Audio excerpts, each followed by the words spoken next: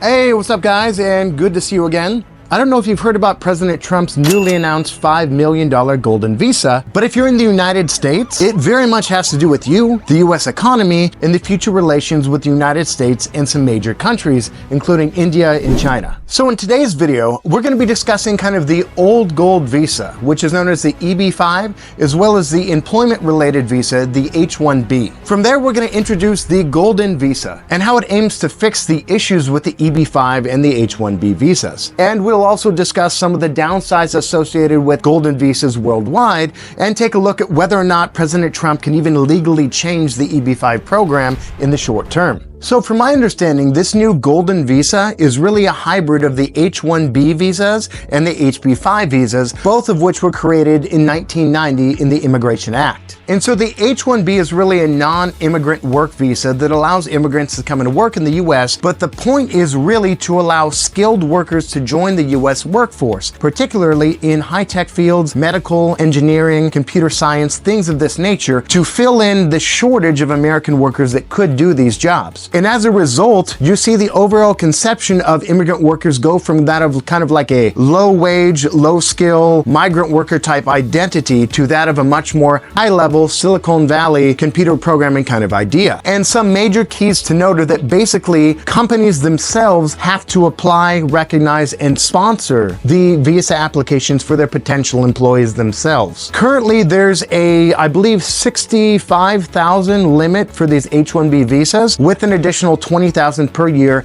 if the holder has a graduate degree or above. And a few of the major problems associated with the H-1B program. So actually in 2024, the USCIS, Citizenship and Immigration Services, received approximately 780,000 new H-1B applications, but only had slots to give 85,000. Obviously, this is a problem. In market demand, there's a huge shortage of visas, and because of this known shortage, there's been a lottery created, of which there's only a 25 to 30% acceptance rate, a little bit more with graduate degrees, and it puts a huge burden on these companies as well as the students who come to the United States to study in hopes of actually getting an H-1B visa. And you might think, well, who cares? Well, companies care. And this demonstrates a huge shortage in the labor market in the United States, wherein companies want to buy these people, but they simply can't. So now we're going to switch gears and talk a bit about the HB5 program. And the HB5 is also known as our old gold visa or the investment visa. And it was basically designed again in 1990 to stimulate investment in the United States, kind of like FDI or foreign direct investment, to bring foreign firms into our domestic market. In other words, the US government dangled permanent citizenship to foreigners in exchange for coming here, starting a company, and providing 10 or more full-time jobs for employees, thereby boosting our economy. And you can take a look at this chart above to see how the program has changed throughout the years. It was originally conceptualized in 1990, and there was a standard investment required of 1 million USD or a TEA investment of 500,000. And that is a targeted investment area. In other words, areas that are economically hurting that need additional investment. And you can jump down to 2019, and you can actually see that the price hadn't changed in roughly 30 years until President Trump did it in 2019. He made it 1.8 million and 900,000 respectively. And you can see in 2021, Biden reversed it, but then in 2022, Biden redid it just a little bit, increasing the standard investment by 50,000 and bringing up the TEA another 300,000 to end around Trump's at 800,000. And in general, the issues associated with EB5 are similar to what Trump's argument was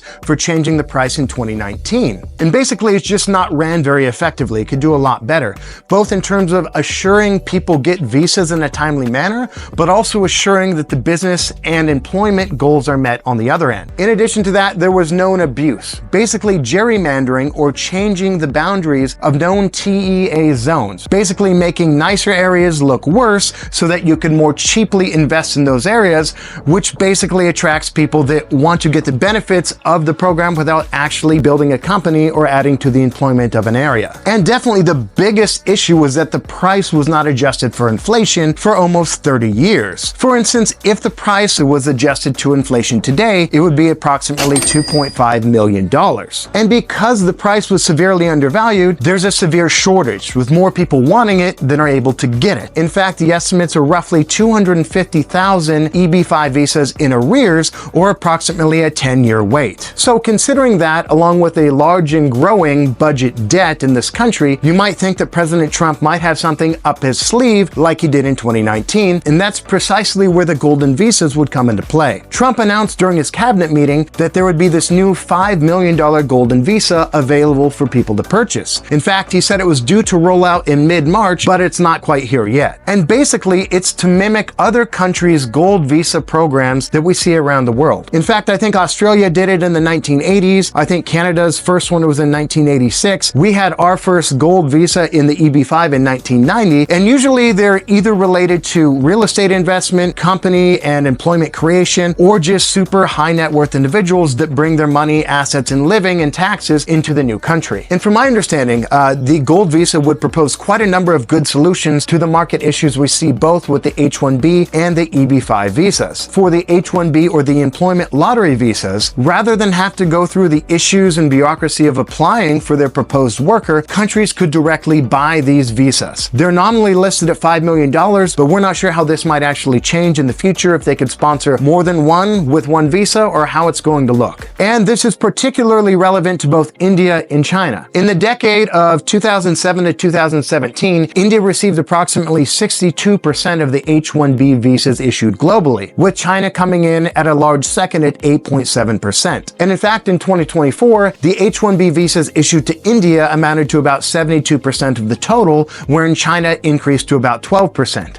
And in terms of HB5, they're totally dismantling the requirement that you have to start a company or create any amount of jobs. The idea being that you could count on ultra high net worth individuals simply paying taxes and living here. Trump said that it would incentivize these company owners to bring their companies here to avoid costly tariffs. And again, the idea is that it would be particularly attractive to Chinese investors that are the vast majority of the recipients of the HB5 investment visas. From 2010 to 2019, over 70% of the HB5 recipients were from Chinese investors. And the hope and idea would be that all of these backlog, this 10-year backlog, would be interested in directly paying the $5 million and basically being able to jump to the front of the line. Trump also made a significant point in regards to how the golden visas would impact our immediate economy. The Commerce Secretary said that 250,000 people were interested in the golden visa program. President Trump said that if we sold 200,000 golden visas, that would equate to $1 trillion.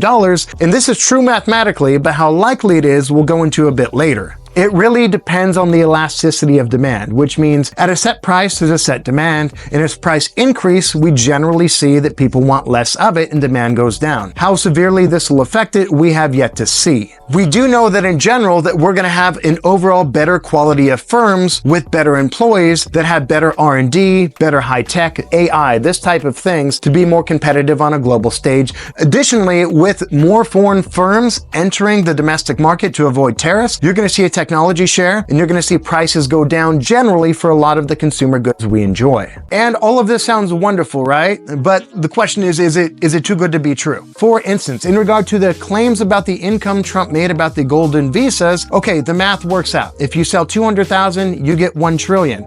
Then he said if you sell 10 million, you would have 50 trillion, which is true.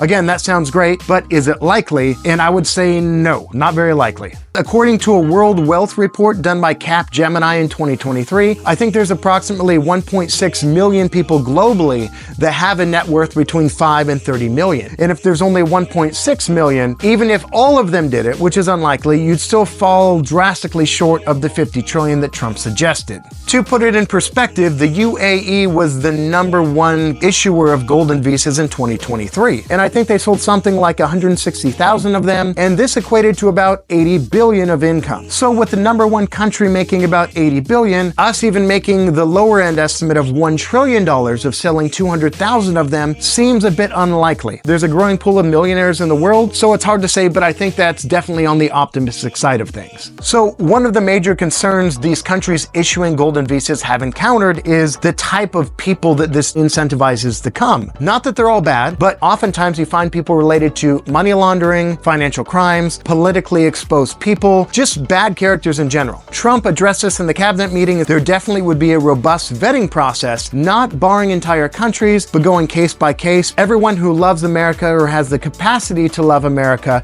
will be allowed in. And the second major issue is really related to domestic housing prices and ones that issued visas based on a housing investment. I believe that Ireland and Portugal canceled their domestic golden visa program because of domestic pushback. Real estate prices went up, and it generally wasn't good for people on the lower end of the socioeconomic strata to buy housing. And finally, one of the major complaints is that it ruins domestic job competition. In other words, there might be a US applicant for a tech job that an Indian or Chinese person gets hired for instead. And you could say that's not fair, but from a company's perspective, it is very fair. They want to be able to buy the best and the brightest. And fundamentally, the US is not an entirely free capitalist economy. We have protections and tariffs for goods, for people, for technology, for trade, in general to protect America. That's kind of the idea. And probably the most looming question is whether he can legally change the EB5 program. And from my understanding, it was actually codified into law, as well as a new law codified under Biden's administration in 2022. And because of that, any attempt to change or modernize it would require congressional action and would take a lot of time. It's a little bit unclear how Trump plans to proceed, if he wants to modify it, if he wants to peel it, or make an entirely new product in this golden visa. But in the short term, for investors, the government has stated that it's best to get in line for your EB5. If you're already in the process to get an EB5, nothing is going to change. You will be grandfathered in. There's no risk there. And if you're interested in applying for it in the future, you best get it done before September of 2026 to guarantee that you'll be not affected by Trump's change with the golden visa. So guys, if you got any value from this video, you learned something, you were entertained, click subscribe and join the Beyond Borders community if you're at all into anything related to the US and China, particularly with regards to food, travel, culture, and news. And if you missed last week's video, I talked a bit about Trump and Musk's statements during their first cabinet meeting, in particular with regard to Doge, what it is, what it's doing in the US in the short term. And also, if you need a little bit more lighthearted entertainment, check out the video I did on the Jaw 2, and it just displays Star Wars The Force Awakens to be the number 5 highest grossing film of all time. And as always, guys, thank you so much for your love, support, and comments, and for building this community. And until next time, we'll see you in the next video.